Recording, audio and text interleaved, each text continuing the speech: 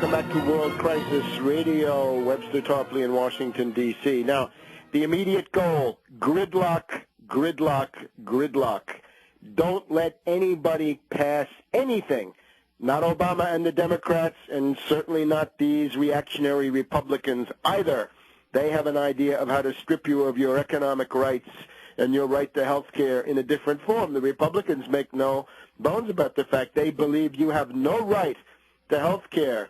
Obama seems to suggest you do, but then he's going to put you in front of the death boards. So you get the idea. Obama operates under fakery, dissembling, lying, deception.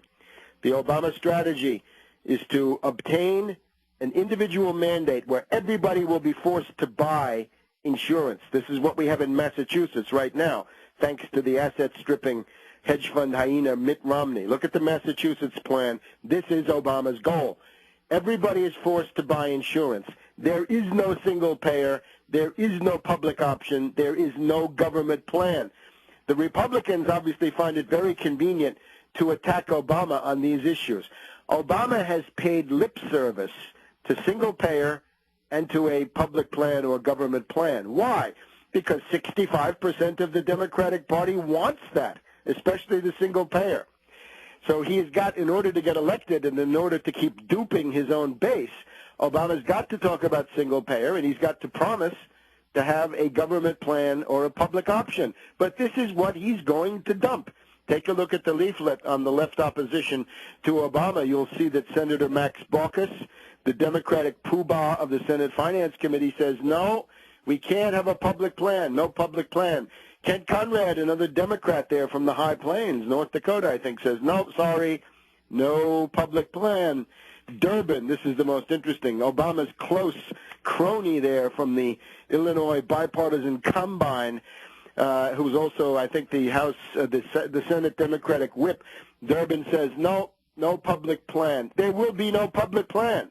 So that's important for leftists to know it. Well, you've been promised a public plan.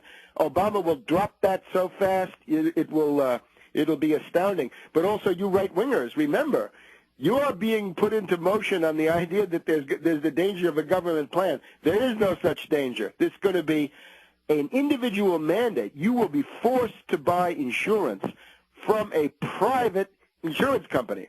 What can we say about the private insurance company? It's going to be bankrupt. It's like AIG, the Hartford, and very soon MetLife, and the rest of them, right? Aetna, Allstate, Prudential, all on the road to bankruptcy thanks to their derivatives speculation, not subprime mortgages, but derivatives. So you're going to have to deal with a private insurance company. The whole point of this thing is to bail them out because they are bankrupt. They've got to get their hand in the public till systematically and forever, the same way that the banks have. You've also got to realize that these companies are totally deregulated. There is no patient's bill of rights. The Democrats promised that they never delivered. They are completely deregulated. You can't sue them. You cannot sue an HMO. It's almost impossible to sue a private health insurance company. How about some tort reform there? Let's make it possible to sue them. This is not what the Republicans mean when they say tort reform. By the way, to a Republican, reform means you take people's rights away and you call that reform. Same thing for Obama, really, except his lying is a little bit more convoluted. So it's going to be a private insurance company, which is essentially bankrupt and deregulated. You can't sue them. Your life depends on it, and they're going to try to deny you care. So you can choose between the devil and the deep blue sea, unless you go with the program that I'm talking about, which we'll get to in just a second. So this is now the Obama plan.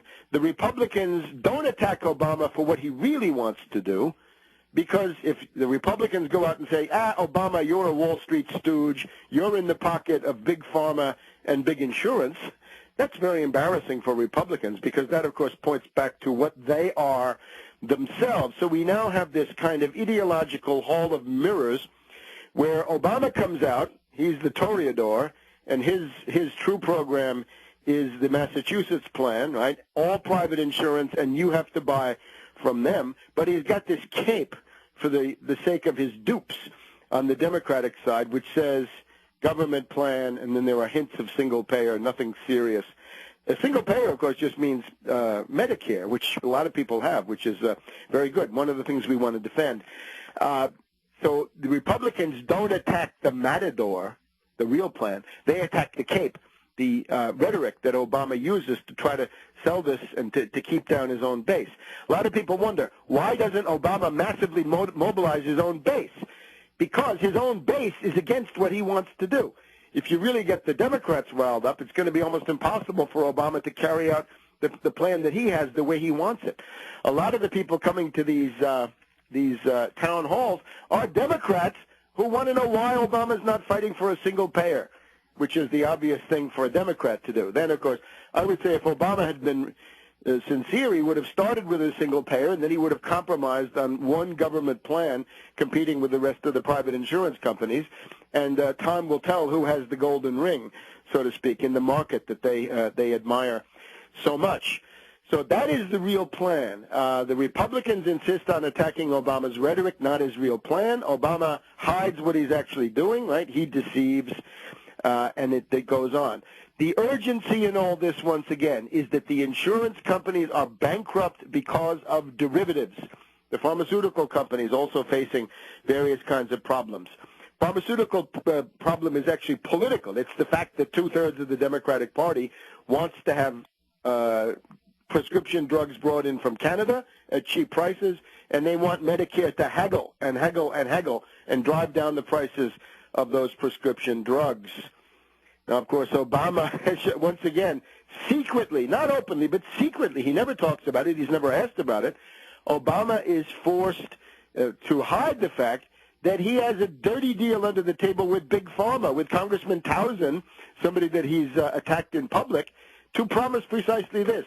Dear Big Pharma, if you support me, Obama, I will guarantee no Canadian cheap prescription drugs and no haggling with you guys using the immense quantity buying power of Medicare. No, none of that. All for $150 million of TV for the Messiah. So you get the idea. This is a market of dupes in the extreme. Now, let's see, of the people who come to these town halls, right? I can see about 6 or 7 different issues. Let's just go through them. You got to figure about each one of these is something like 14, 15% or thereabouts of the total. First of all, arrogance. There's a lot of what the people say that you can hear. They're against the arrogance. They're against the elitism, the contempt shown. They want them to read the bill when they haven't read the bill. They don't like the rush. There's also the idea that Obama has tried to bewilder people, right? He throws out all these figures, billions here, trillions there, and so forth. The idea of knocking people off balance, keeping them bewildered, a constant flurry of initiatives, all in favor of Wall Street. So I would say one factor is the arrogance, and this is essentially the anti-ruling class part, specifically against Obama, but also the Congress. Second concern is deficits, right? Deficits that lead to increased taxation, but also closely related to this is the idea of the bailouts, right? Because it's $24 trillion, and at least $1 trillion of that comes from the Treasury. So people are concerned about deficits because of taxation, and it's the idea of the bailout is definitely there. Another factor, they don't like the government takeover. This is probably ideological, but on the other hand, if the government is Obama, who can blame them? So government takeover with this idea that it's going to make everything worse, and of course the idea that Obama is going to pull the plug on old people, right? That he's in the Governor Richard Lamb Hemlock Society mode, and that leads us to another factor: the direct question of euthanasia and death boards, which is undoubtedly real and is unquestionably intended as part of these programs. You'll find it in the regulation and in the people who sit on the boards, maybe not so much directly in the language of the bills. Back in a minute.